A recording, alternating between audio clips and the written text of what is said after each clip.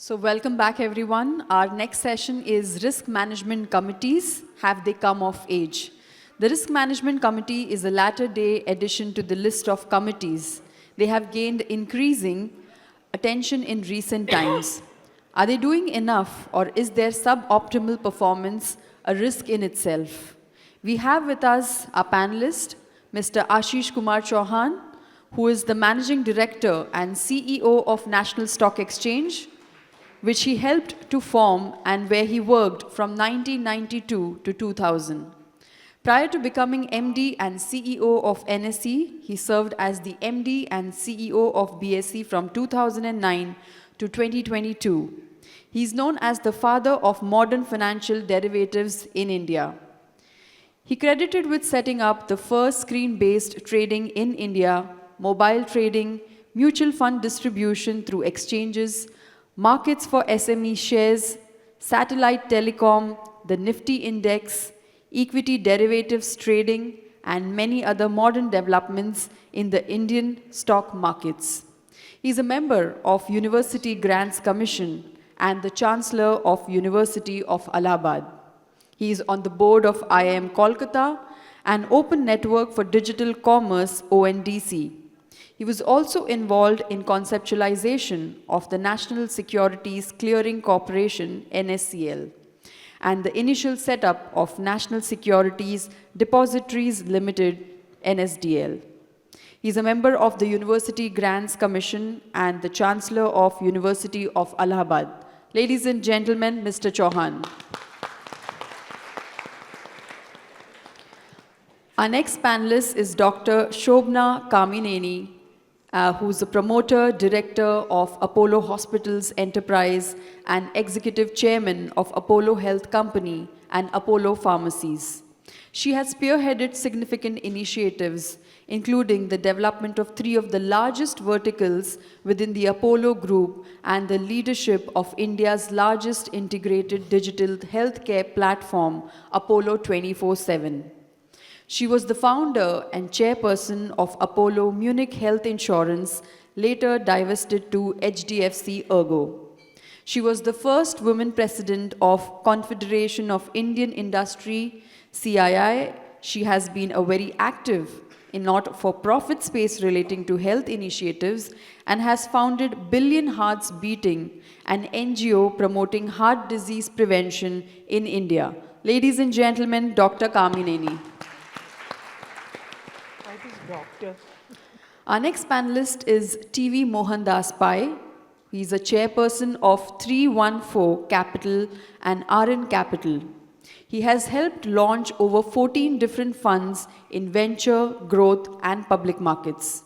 He is also the co-founder of Akshay Patra, the world's largest school meal program for students. He works actively with government and regulators on policy, recommendations, and guidelines.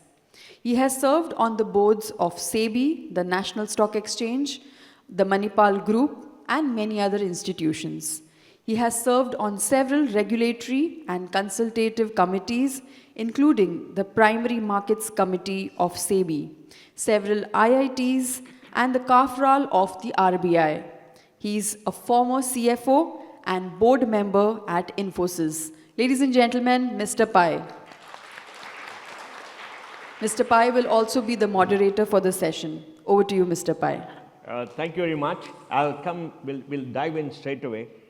This is about risk management committees of corporations. We know that SEBI has asked 1,000 top companies to have risk management committees because business is about risk management and the ability to earn superior returns on a risk-adjusted basis.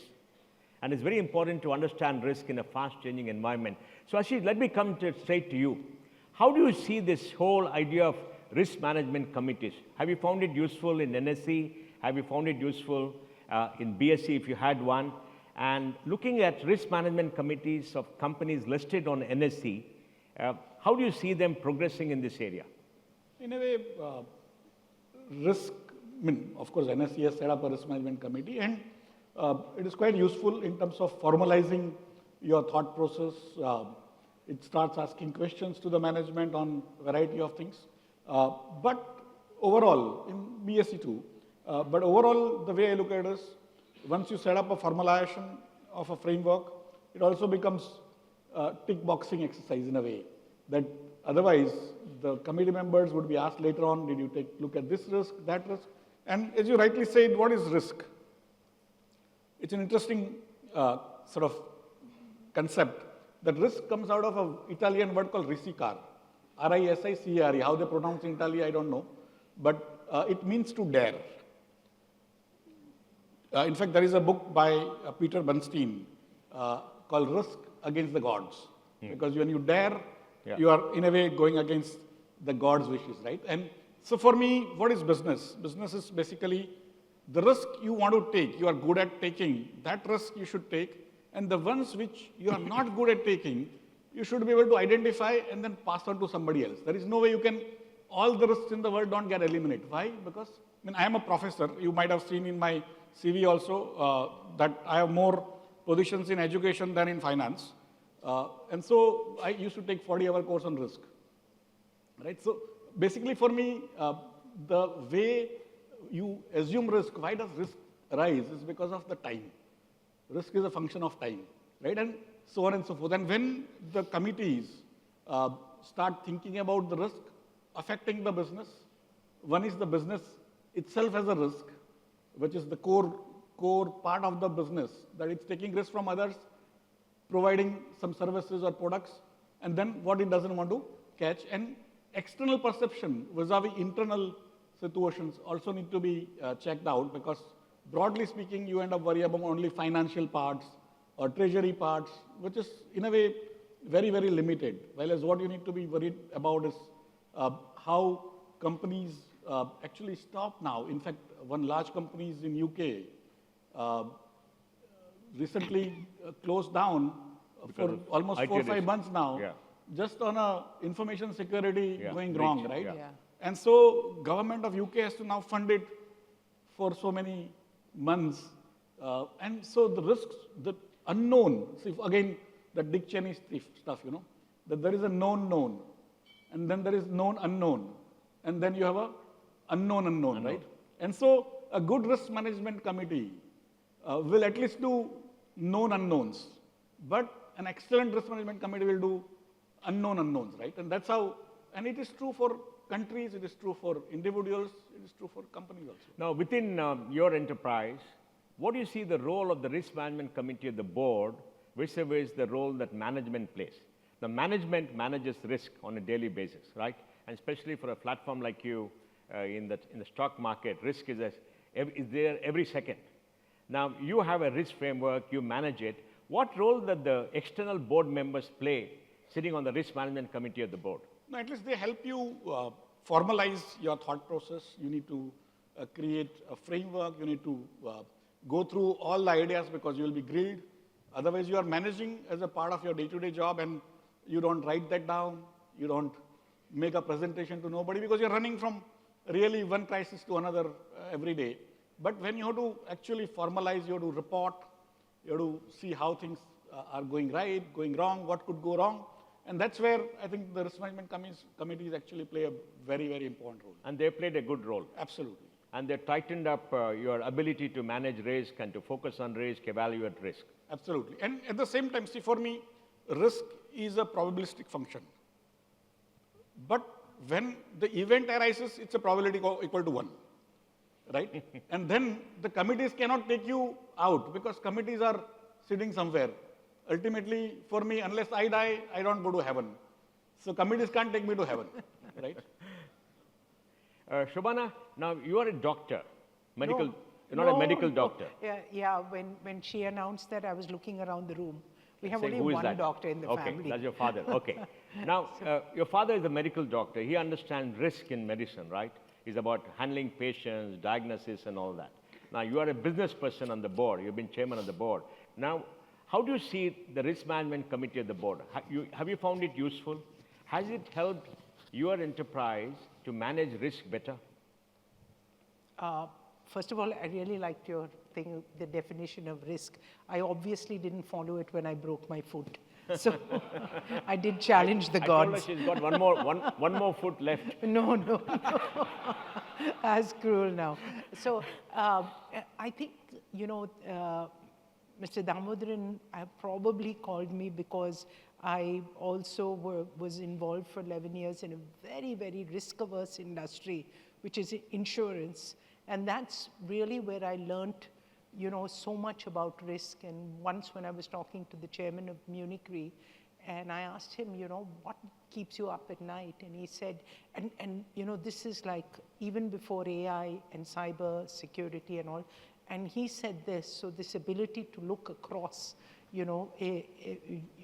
oceans. And he said, what really worries me is climate, is about, climate change, is about the seismic shifts we're seeing in geopolitics, of immigration of people from one place to another.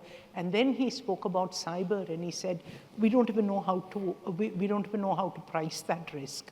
And at that point of time, we were looking in health insurance, and you're pretty much in that kind of a field early in India. We were the second health insurance, company. And at that point, you really don't know what you're pricing for. You don't know what can happen. And I wonder, so one of the things is that I got paid out a month before COVID. So we sold it to HDFC. But did you see the risk of COVID that hits? That's when it really came to us about what health is and how you look at it. So this whole risk perception, when it comes down, and every day when risk is part of your DNA, and you're sitting and trying to challenge, you're trying to manage logistics, you're trying to manage the unknown of treatment. And so what we did is, you started looking more around the world. And I think this is interesting for risk, because if a risk manager is sitting just looking at his own internal, it will never work. If they just look internally into the business, it's his business to take not just a national view, but a global view of what's going on. And I think this is super important today for every board, every risk committee. Then I think the next thing that I've learned is, it's not about the 1,000 companies, but it's about the next 10,000 that want to be in that 1,000. You cannot just get into the 1,000 and start thinking risk. It has to be part of how you build companies, of how you're going to make capital allocation, how you're going to work this. So to me, I think that's an important takeaway, that we take it as part of us. And the third thing, which is again particular to our business, that came up in our board meeting yesterday, when an American board member, he asked, when we said, here is the risk framework and this thing, and he said, 94 might be okay for a company which is in manufacturing and all. Is it okay for healthcare and an airline company? That 6% might be the difference between life. So how do you look at that, and how do you put it into different parameters? And I think this is a change in what you do. So it's different industries that have to look at the way that the importance of risk, and if it's going to involve lives, or if it's going to involve things of reputation of big companies, or what are those that will seismically change you. I think that even like you said, that even that 1% or the 0.1% is 100%. So I think this is the thing of how risk is. So is it working for us? I think it is, because even an entrepreneur like me knows how important it is to be in this space today. But tell me, what role does the board play?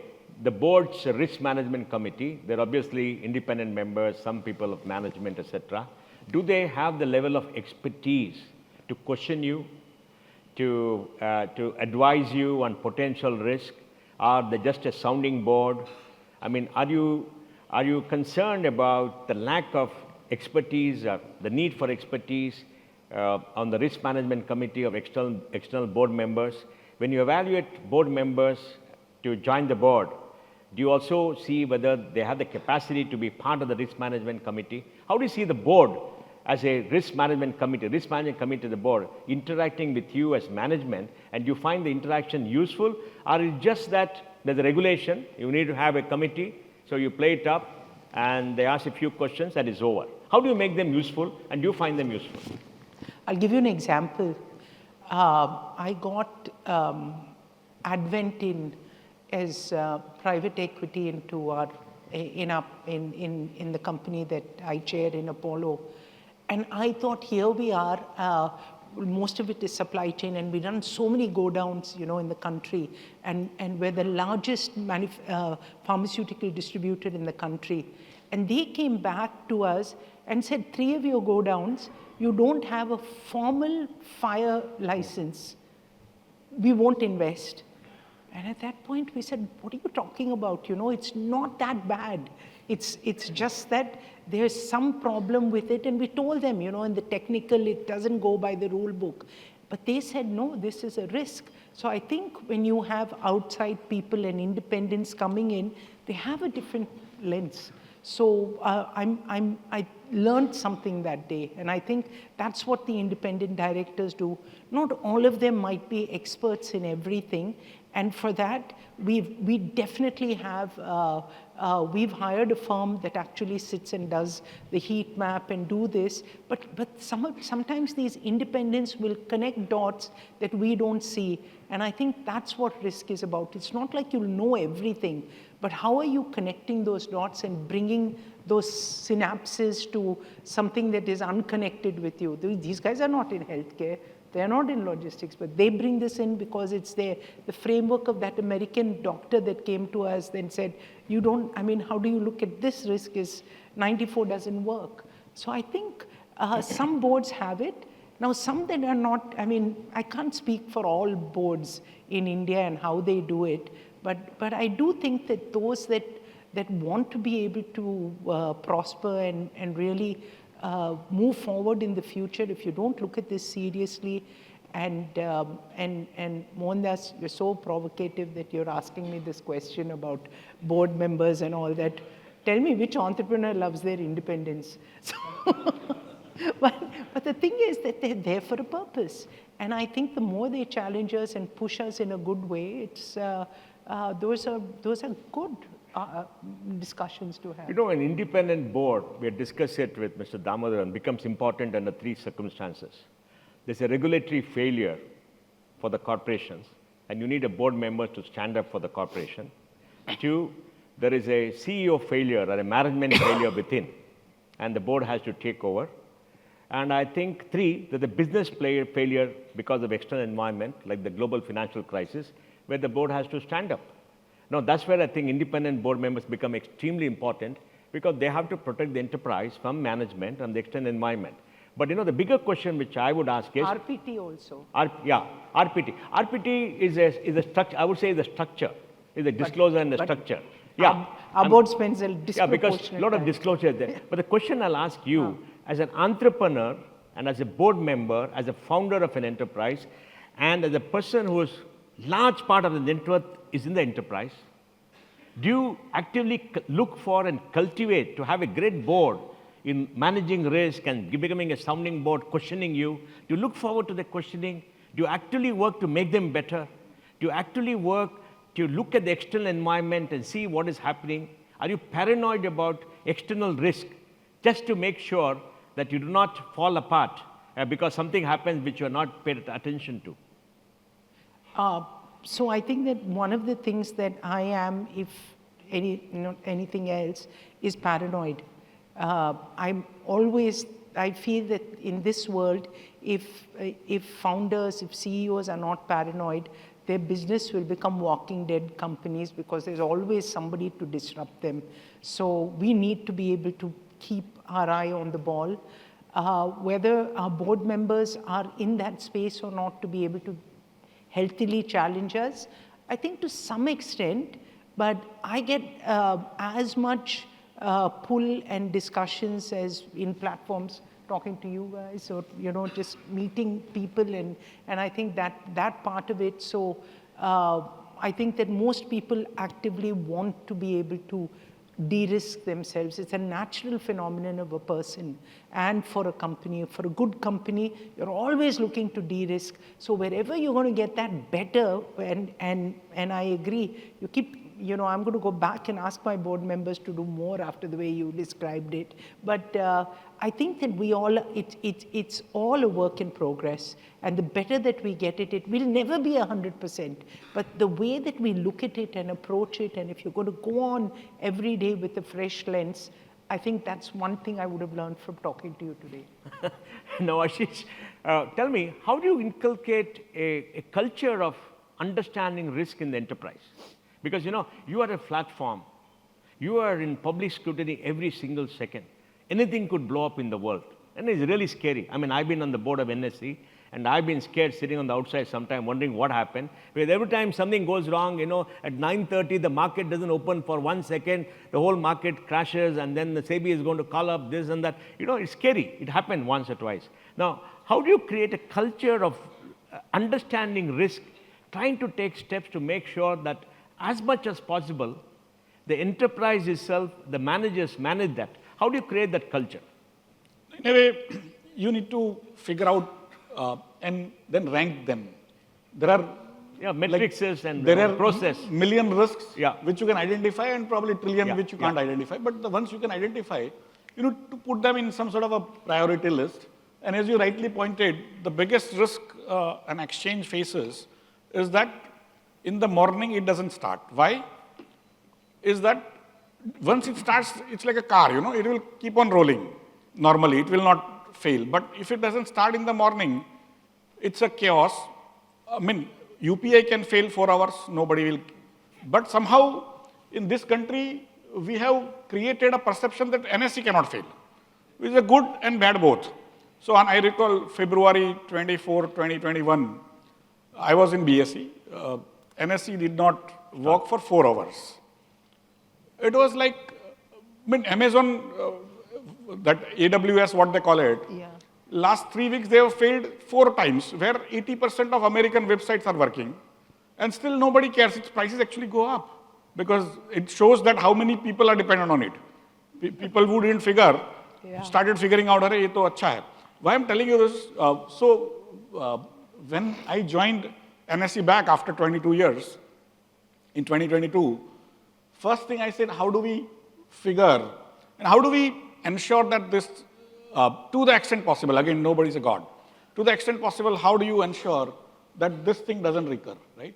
And so I said, you are starting the market at 8:45, and you are blind, because that time, things may go wrong, right? You are switching on and the battery of the car is not on, or it is drained, and suddenly you go to find Uber, which is not available. That happens, right? And so how do I do it? So I said, let's start. And it was just how COVID was just going off. World was becoming slightly normal. And so we said, how do we start this? I said, let's start testing from 12 a.m. in the night. That every 10 minutes or 15 minutes, you have to place an order, a dummy order. Other side, also you have to place a dummy order. It should match. Then it should go, after matching, to the ticker. It should go to the clearing settlement. It should go to the bank. It should go. So we have like 300 types of systems, right? So it has to go through all the systems. Like you are putting, when you do CT scan or MRI, you put that dye in your body, it starts showing. So every 15 minutes today, after I joined, and naturally employees were up in arms saying, boss, we come in the morning at like 7:30 earliest. You are making us do night shifts. Now I have 24/7 by 365. NSE never sleeps now. Oh. And people have, and there are 5 shifts, so there are overlapping 5 shifts so that people can hand over, take over and things like that. But as soon as the day end happens for the previous day, next day you prepare, take all the systems on, and then start ensuring. That doesn't mean that you still are leaving that delta, that small little percentage, but at least you have eliminated a large part of it. As much as possible. And the employees, because in COVID, we were allowing people to work from home. Now, the risk is that anyone having an access from outside for an institution like NSE could actually create situations which you cannot even imagine. Right? And so I said, no, now everyone has to, if you want to work for NSE, you have to work out of building, not work in the building, Yeah, not from home. not from home. Yeah, so now people are used to not coming to office. So, and I was the first in India to say, no, everyone, whoever wants to work, of course, if you want to go, please go. But my operations guys, of course, if you're in listing, if you're in non-real-time stuff, you can come a little later, but my market starts now at 12 a.m. and not 9:15 a.m., right? So that's how you have to basically prioritize saying what is it that you want to do. And sometimes when I explain to students what is risk, right?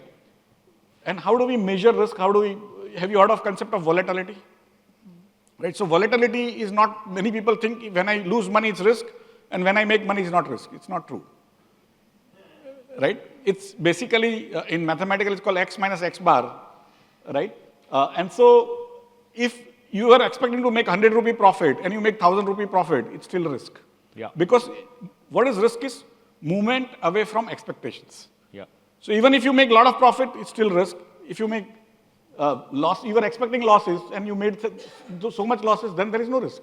Because away from expectations is zero. Yeah. And so unless you keep on telling your people, your board, that which are the priorities of our risk, how this keeps on happening, and still processes. For me, risk management committee is a part of the process. It'll go through, it'll ask you intelligent questions, it'll check everywhere else what others are doing.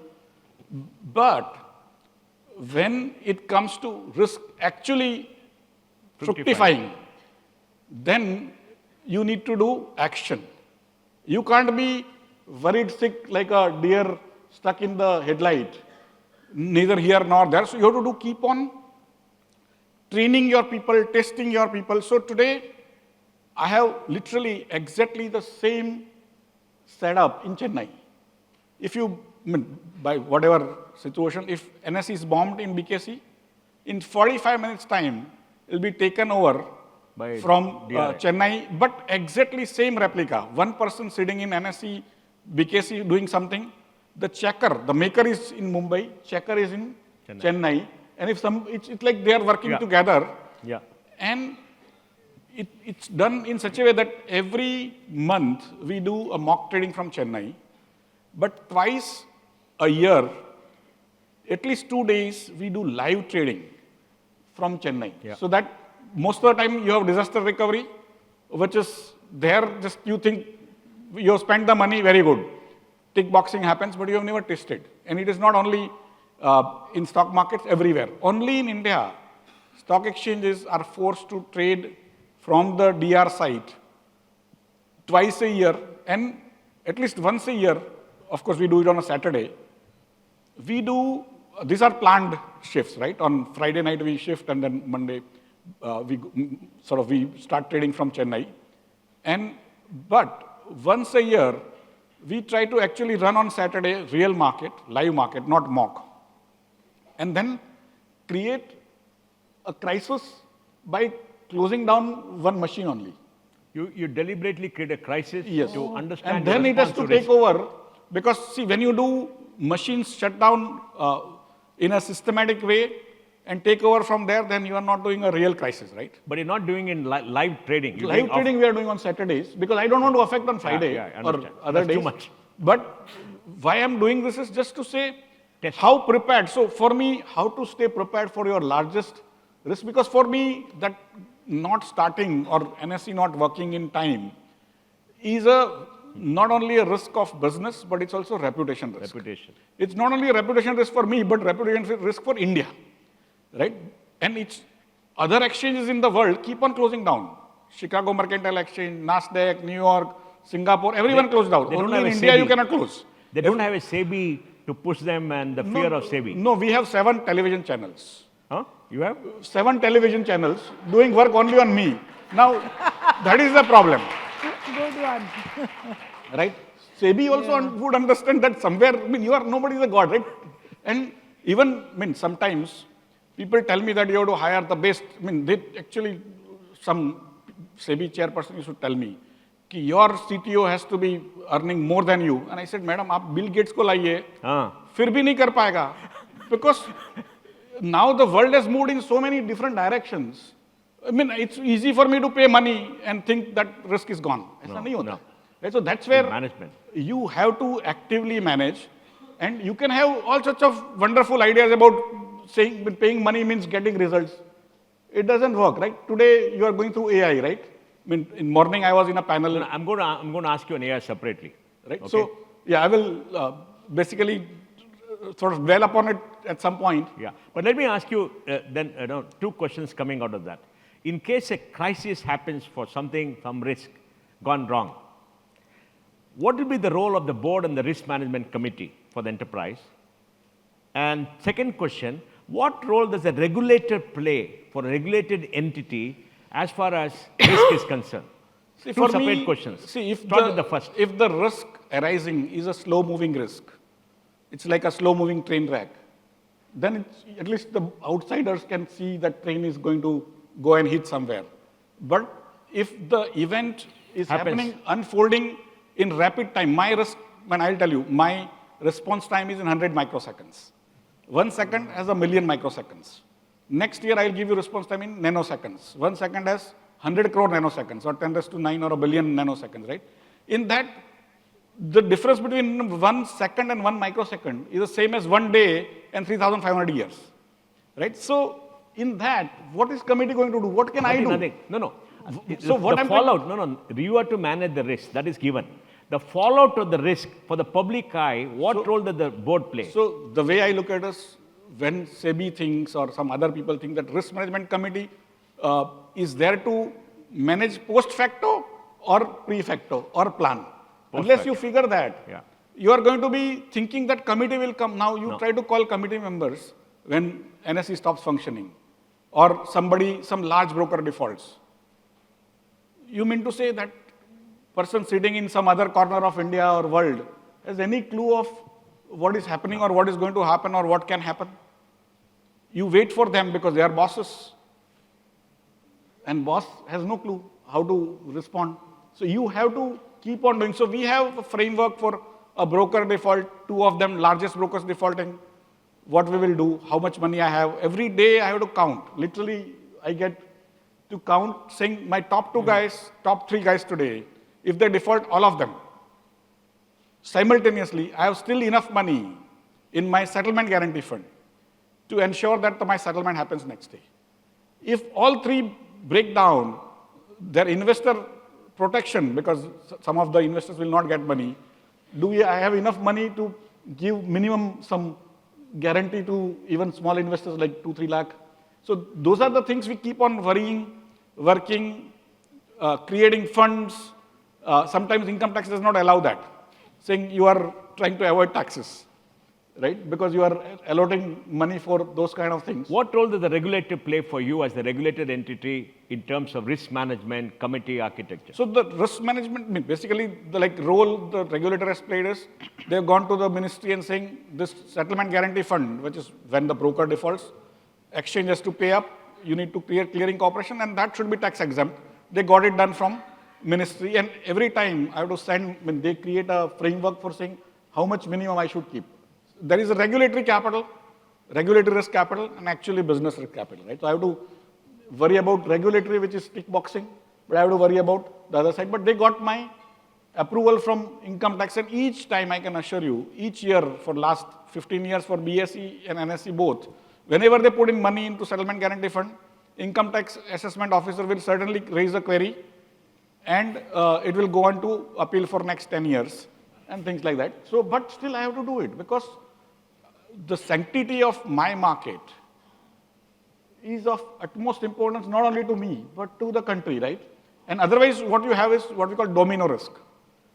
That one failing, one broker failing, and which will have cascading effect on 1,000 of them, entire country will fail. That's what happened in global financial crisis, because they were doing things on OTC basis, over the counter, while as what we do is centralized risk. When you had this, I mean, I was there when this market didn't start, but do you see the regulator playing a very active role, helping you in times of crisis?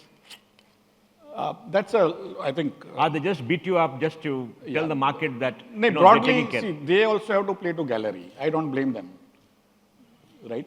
So they have to find some weeping boy, what they call Pinocchio or somebody, right? Or in American system. It's a big boy-looking stuff. You beat it up and some chocolates come out. By beating me up, nothing comes out, but at least they can feel that. So They've shown the public that they've taken you to task. they have taken to the task and they've thrown out the guy or put some 5 investigation on the guy. But boss, he's as helpless as anyone else. Right? Oh, yeah. Because It's happened. It's not under control. It's happened. See, when you give a loan in a bank, it takes 10, 15 years to default. At least the guy will also, if smart, he will default after a long time.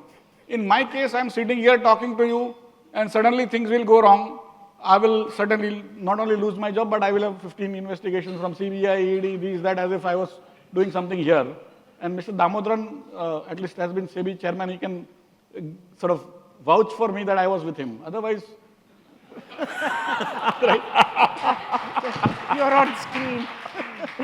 Shobana, Shobana, tell me, how do you look at the external risk environment? Now, you've got a president in the United States who's saying that they're going to look at healthcare and for drug companies, beat them up, reduce the price, blah, blah, blah. Okay? Then you got, I'm just asking you to think about it. You got third-party liability and people who do class action suits against you, right? And then you got technology moving forward at a rapid pace. AI is going forward. I think you're in the heart of technology, right? Now, the external environment moving against you, there is a political, geopolitical risk. The second is the risk of, let us say, innovation too coming and AI. How do you see the risk as an entrepreneur? And how do you educate your board? I presume that your board too has to understand all that, and you understand it probably better because you face it every single day, and you said you're paranoid, which is good. So how do you handle this? How do you see the future? How do you look at trends, the pace of change, and then make sure that you set up proper processes, including the committee, educate them to make sure things work? I think that it's not just my industry because health is very localized. And the possibility of, for us, it was a bigger issue when the government announced that, GST on medicines was going from 12% to 5%, and they gave us only 2 weeks to correct it. So we had to really get our systems, the strive, fail for, we do 1 million transactions a day, and even one customer that feels cheated will create a problem. So for us, that was our risk. But if you look at it, there are companies that, overnight with these, as part of CII, I was really in the thick of that, when the tariffs were announced. And the first tariff, and everybody said, at that 30% and 33%, and then India, acted full of bravado. It's not going to really affect us. We'll figure it out and all that. And then suddenly 100% came. And then as you went in, you saw what was happening in the country, and you knew that it's going to bring down GDP. So this is a risk. And I don't think that any independent director was knew, that they were studying it because it's part of their, and we got a lot of insight from our independents that, that's the important thing. Get a variety of people. So we have bankers, we have ex-bankers, we have people from marketing, we have doctors, we have people who were big in infrastructure. So I think this variety is important. And of course, nowadays, legal with this thing. Legal departments, when you talk about class action suits, it's happening, lots are happening in consumer. At any given time, people want to just say that, I'm going to put it, you didn't give me this, or you used 10 more gloves on me than you should. And these are all things that people can now just go to court and start litigating. So I think this justice system, of course, is overloaded, and there will be more and more of these class action suits because they don't think that the pricing, so it really comes from pricing and what you get and your expectations. So our board is aware of that, and it's kind of risky for them also to be board members. Nowadays, independence, it's not that easy when, you're going to sit there and not just get So you're in the risk management committee of the board, carry great risk being on the board. Yeah, 100%. That's a risk there because you really don't want to be an independent director because you don't know which industry that you could be part of that will get hit by something, a class action suit. And in healthcare, you can just be walking and say, oh, you're a director of you didn't treat me well with this. So, I think I don't want to be frivolous about this, but I do think that independent directors today, or just every director, they spend a lot of time understanding the business. They spend a lot of time on the risk because they're personally involved in it and they're personally liable. So it's, getting that kind of people to come to your board and be part of it. I think that at larger corporations, it's not an easy find. So we can just say that are you guys, great board members, or are you this thing? But it's difficult for them also. So many people have asked me to be an independent director. I did it maybe one term, but I just could not continue with that because it just takes a lot of your time, it takes a lot of responsibility. So you step off. And I think that's why Mr. Damodaran has a forum like this, because if we're going to continue to grow as a country, we need a better quality and we need to keep getting these directors. So pushing back on you all that you have to give us, we're always looking for great independents to come in, as part of our board meetings, when directors are retiring or we're starting these other companies, we spend so much time trying to figure out who will join our boards. Because a lot of them that you want, are overboarded. And that's another big thing in India. So I might have gone off point, but I'm telling you one of my pains of being part of this business and why such forums are really important, because it's not easy. The biggest risk comes to an independent director. What are you getting? Sitting fees, some amount of this thing, but the burden of risk also sits mostly on an independent. You said it, no? You said because who was the whipping boy with that? They'll ask the independent first. Shobana, when SEBI did not renew my membership of NSE board, I was extremely happy. So I can vouch for this. Yeah, I said I'm so happy. At least, I don't have to say no. They felt in the wisdom this guy is not fit and proper, whatever it is. I'm so happy. Thank you very much. I'll tell you what happened is, at least independent directors have ability to resign. You can't resign. So what happens is... Huge reputational risk for companies. No, reputation risk is fine. People like us who are sitting there, we are hugely vulnerable. We have no upside. But we have come in complete downside. So I'll tell you a story where, since Mr. Ajay said is sitting here, what happened is, NSE had a 4-hour breakdown in February 21. A new regulation came by SEBI, because after every event, SEBI has to come out with the regulation. Right? So they came out with a regulation that in case now onwards, any MII, which is market infrastructure institution like clearing corporation, exchanges or depositories, they fail for a particular length of time, which is 45 minutes plus 30 minutes, 1 hour, 15 minutes. Yeah. Then the CEO's salary will be cut by 10% and given to SEBI as a fine. Yeah. Yeah. And the exchange or whatever MII, their last 3 years average profit will be given to SEBI as a fine. Okay, it was a beautiful regulation from SEBI's side, because then now onwards, because you create regulations, there will be no breakdowns in exchanges. Once you create regulations, it always gets taken care, right? So that is how it happened. Now, when I joined NSE, that was in some ways retrospect a mistake, right? Yeah. Because now when I came back, I had a problem because of the Colo scandal. Because of, there are only 2 CEOs. Unsettled. There are 2 CEOs who had gone to jail. My wife was, even now she says, ki boss, ye naukri mat karo, right? But that is a household risk. But That's a good one. Bigger risk. But basically nobody was willing to join the organization. Yeah. I hired a secretary. He agreed. After 2 months, he was supposed to join by resigning. He said, no, I cannot join you because your organization has too many people going to jail. Now, and this 10%, the existing ones were trying to run away as soon as they get a chance. But good thing was all the top management had many cases by SEBI, so that they will not be hireable outside. That's how they stayed.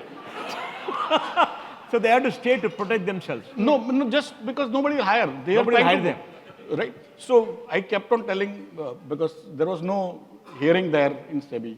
So whenever I went to Delhi, I would have only one request to him, ki, sir, Please have a hearing. please at least employees ko chodo, Ah. because Take- nobody, you but how offer your will neck.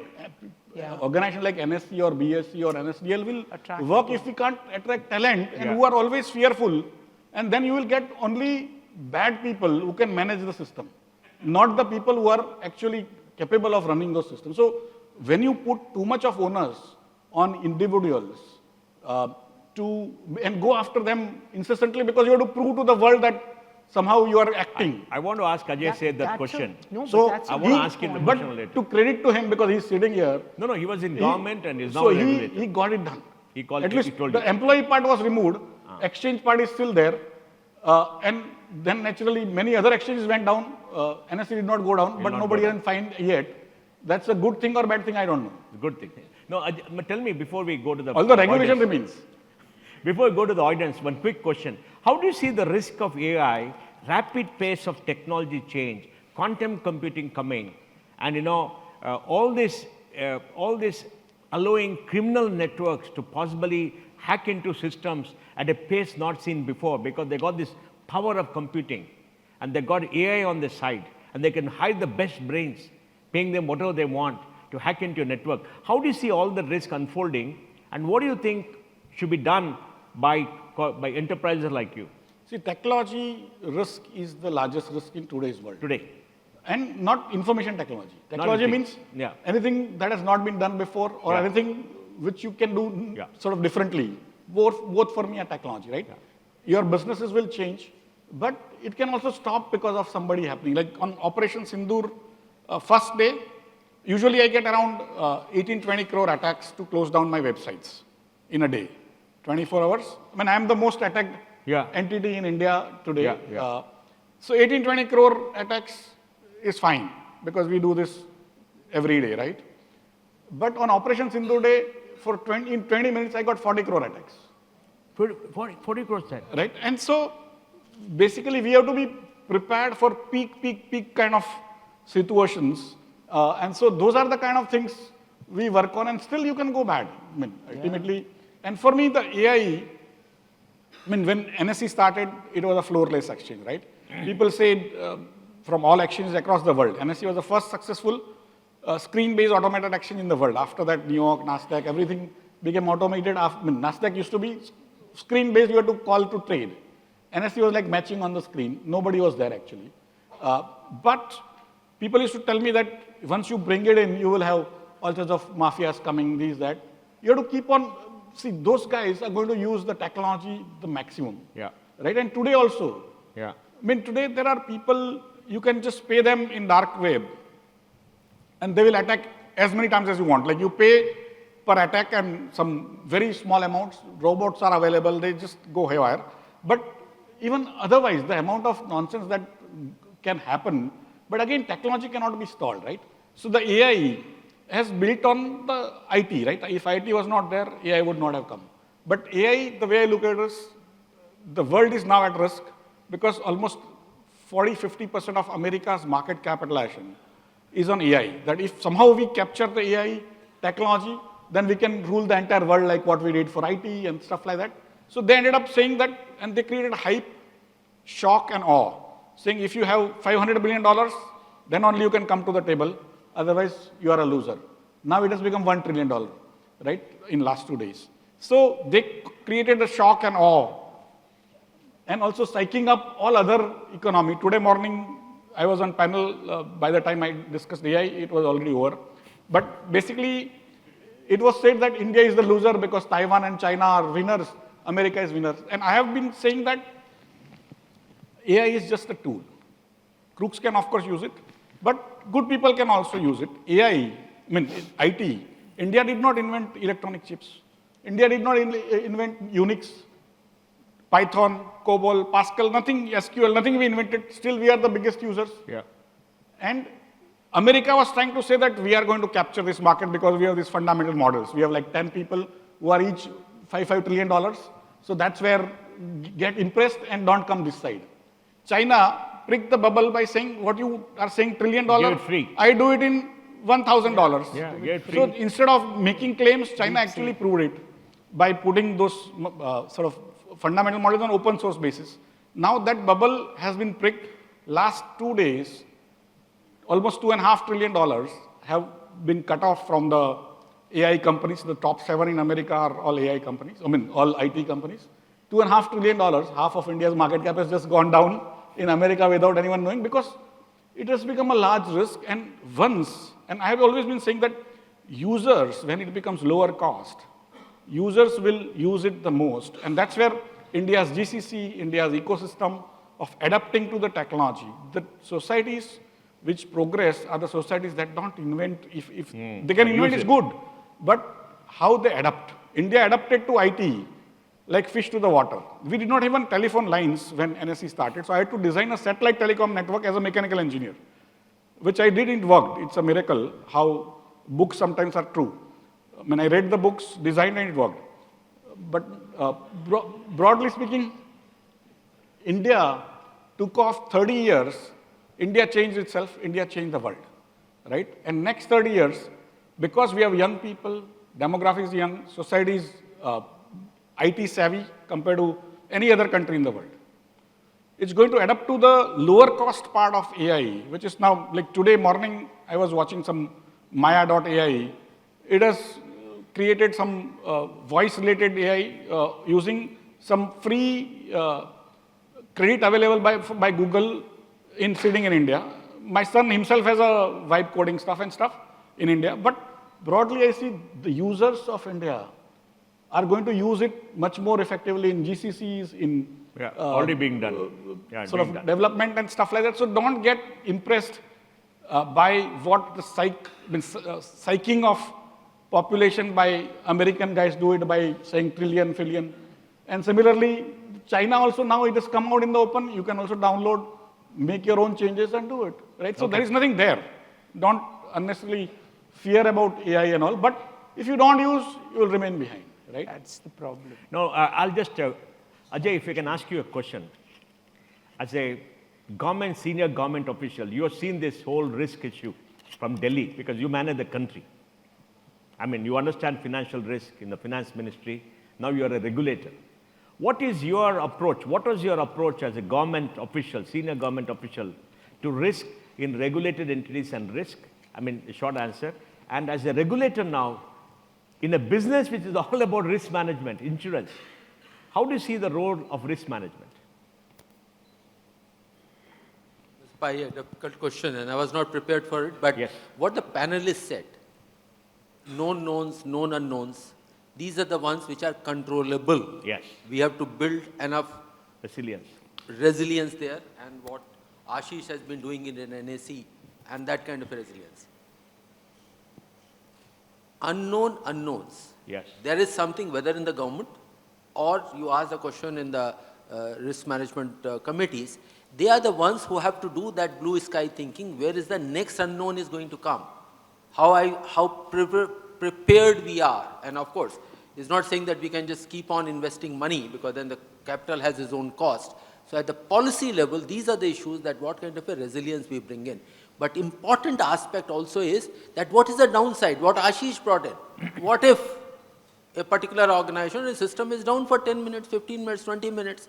Have we built a system that automatically trade will shift to another exchange? Okay, there's a kind of a resilience is there. So that kind of a maturity in decision making at all levels, even the regulator, things will go wrong. Things is not a copy. And you accept that? Huh? You will accept that? We'll accept that. That is a kind of a sagacity or simple wisdom, common sense. That is what we have to bring into the table, and that's where the work should And make sure it doesn't happen again. That doesn't happen. Of course, that doesn't happen again. And NSE is a clear example that where it will move in, and that kind of a lessons which they have learned to improve their systems again and again. Good. Okay, folks, questions from the floor. Yes, sir.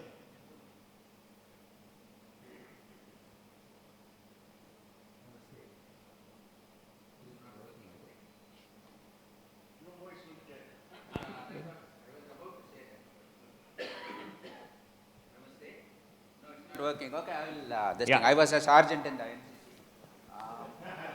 Namaste, this is Surya. question, Aarin.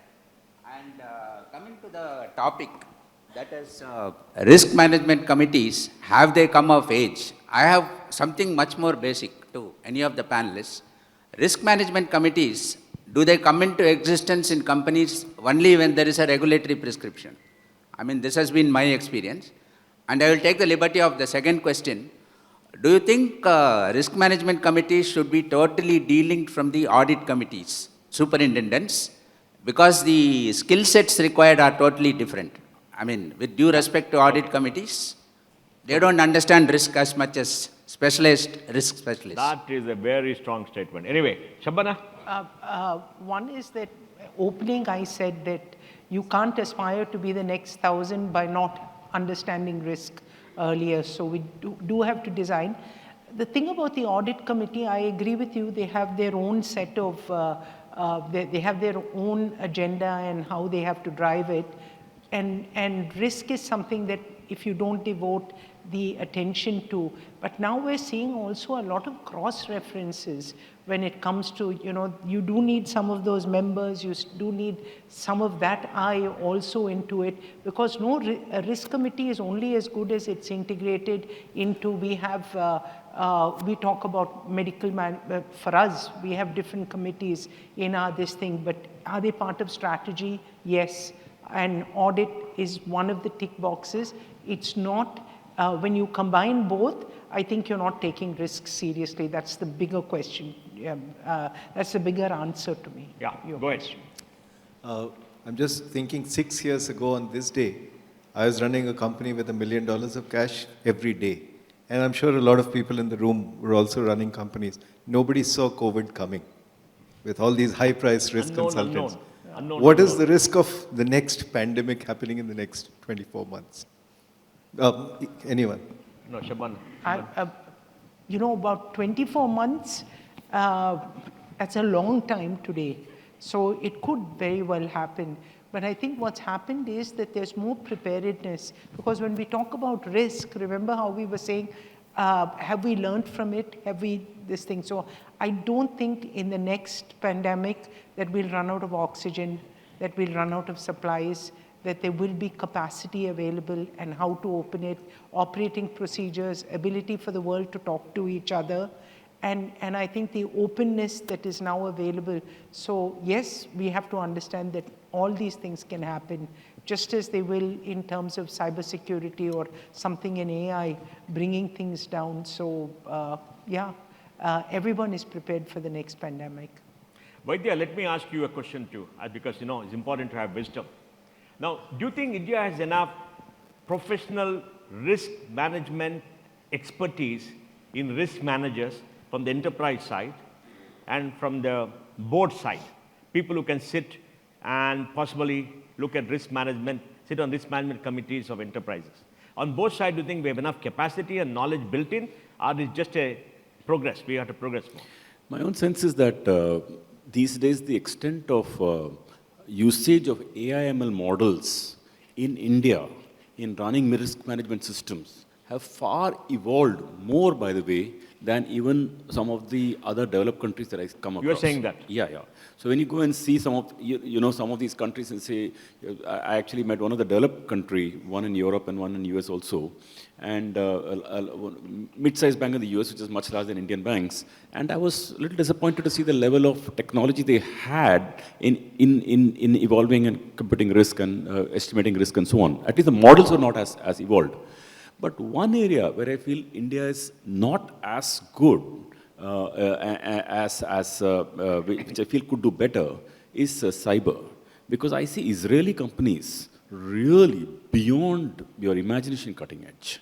So I would differentiate risk from cyber to regular risk management. And in terms of risk managers, specialists in risk management, and people who can sit on boards and understand risk management to help enterprises, do you think we have enough capacity? Well, I mean, see, it depends on respective organizations, their ability to attract talent. For the reasons, Ashish and Shobana, etc., talked about, with the level of awareness about the risk which board members themselves go through by being on certain committees. I have spoken to at least maybe 20 or 30. Yesterday evening, I spoke to some people at the dinner. Some of them were asking me whether there's an opportunity to come onto some boards. But the first thing they told me was that, look, I want to be in good company, and I don't want to be in any trouble. So this is definitely on people's minds.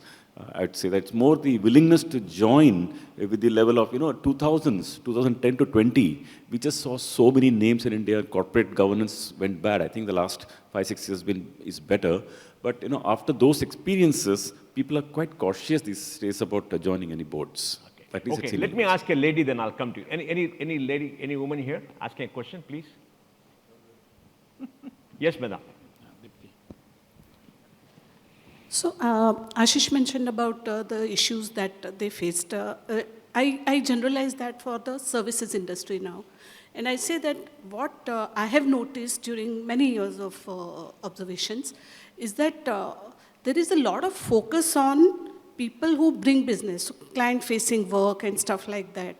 And the people who actually manage your systems on the backbone and all that are many a times ignored in terms of the voice within the organization, or simple things like we need so much capital expenditure, for example, for upgrades. So I have noticed that at least in service industry, these things are a major risk from the angle of the way it is viewed by the management. Are we investing enough in risk management? Are we investing enough in people who understand risk management? People, okay. Ashish? No, I mean, I agree with her. She has been part of stock market since I have been, and so we chat up once in a while. But broadly, risk is a very interesting concept. Like Vaidi talked about models having risk management. For me, there is a concept risk on model risk, that models themselves are wrong, right? And so everything will have a secondary, third, tertiary situations, and you need to have basically risk management degrees, because the amount of risk that is going on, of course, the actuarial people in insurance, they do, but they are into more financial part. But the rest of the gamut of the risks which now the modern large organizations, even smallest organizations have to face are immense, and they're changing so rapidly that we must have some sort of a formal sort of a framework. Training system and education system. It's this fundamental thing is, I don't even think we invest in it. It's just like India doesn't invest enough in research, but we still expect to get that kind of, to be a China or a US. With this, we'll get there, but, it's the same thing with risk. What are we actually investing? Yeah, we hire consultants and we do this thing, but are we investing in our board members understanding what it is? Let me provoke you again. Do you think boards themselves are a big risk for enterprise? Because you may not be able to get the right kind of people in the board, people willing to join the boards and all that. Do you think that's the risk that you see as a founder of enterprise? No. I think that the risk of not having a board is much worse. Much worse. Of flying solo. So getting somebody is less risky than not having a board at all. Yeah. Ashish? No, I fully agree. Ultimately, you can't eliminate everything, right? And so you will have to live with what is reasonable, and still you will not be able to touch many of the risks which may be obvious and apparent, but ultimately... Okay. Sir, question for you. You wanted. Nasser. I just want to put something on the table. I've sat on enough boards. And on risk, a lot of companies have worked the system. They're ticking the boxes, doing all the risk registers, everything happening. But I differentiate between endogenous risk and exogenous risk. Yeah. The endogenous risk is now taken care of. We have grown up enough. We've grown up. Exogenous risk, we have no clue.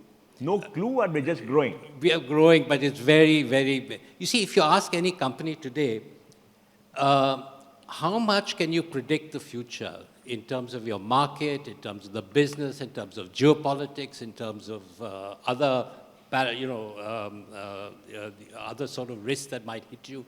The internal capabilities of a company doesn't exist.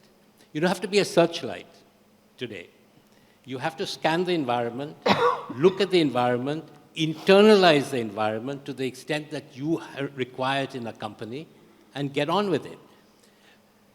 Tom Peters once said, the future has already happened, Yeah. right?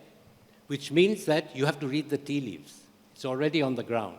How many companies today can read the tea leaves? Do they have the capacity to read the tea leaves? Do they have the expertise? In fact, we have to now generate this. It's not just the board, and board members ought to do that. I'm doing that. The ecosystem. An ecosystem that's also within the company. So I think this is a whole new area that needs to be developed. Now, let me end this because the time is up. I can only conclude to say, from the discussions, everybody understands that risk management and business is all about managing risk, earning returns on a risk-adjusted basis, having a risk management committee to the board, which was mandated, now has matured. That's an important thing to have a risk management committee. It does reduce risk. Enterprises are building up capacity within, and they're seeing an increase in capacity. They're understanding the risk. The unknown will remain a problem for us, including government, regulators, etc.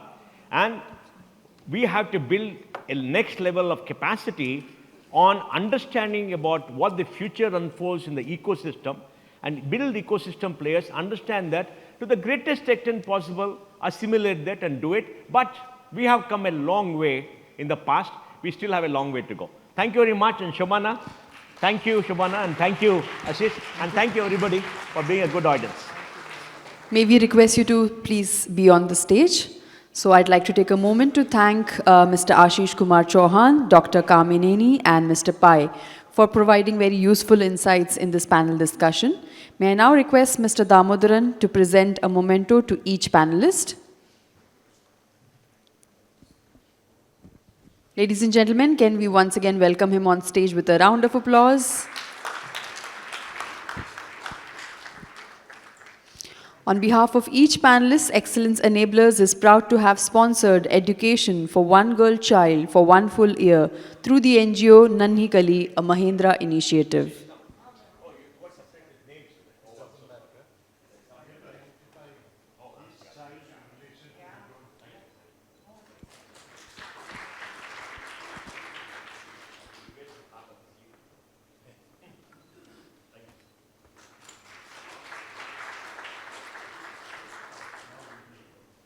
Thank you, Mr. Damodaran, for doing the honors.